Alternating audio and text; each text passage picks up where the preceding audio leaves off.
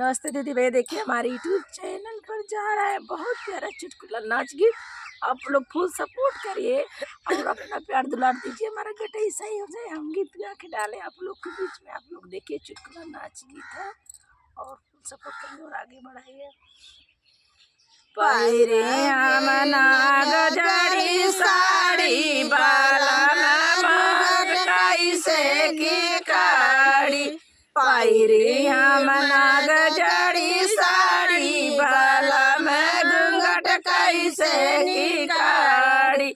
साड़िया पहिरी गली जेवना बनाए, साड़िया पहिरी गली जेवना बनाए। देवरानी यार हमारे साड़ी बाला में घूंघट कैसे की काड़ी।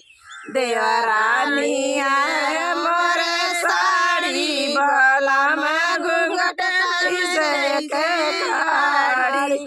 पहिरी हम नागजड़ी साड़ी बाला में घूंघट कैसे की काड़ी। पहिरी हम नागजड़ी साड़ी बाला में घूंघट कैसे के काड़ी। साड़िया पहिरी हम गइलो बगिया, साड़िया पहिरी हम गइलो बगिया। मलिया निहार मोर साड़ी बाला में घूंघट कैसे की काड़ी।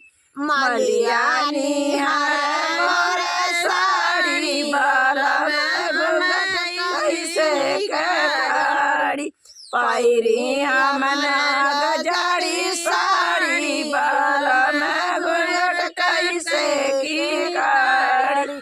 साड़िया पहिरी हम गइलो कुआनवा, साड़िया पहिरी हम गइलो कुआनवा।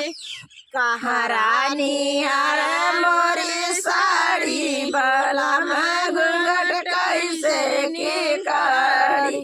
कहारानी यार मोरी साड़ी बाला में घूंघट कैसे की काड़ी। पहिरी हम नागजड़ी साड़ी बाला में घूंघट कैसे की काड़ी। पहिरी हम नागजड़ी साड़ी बाला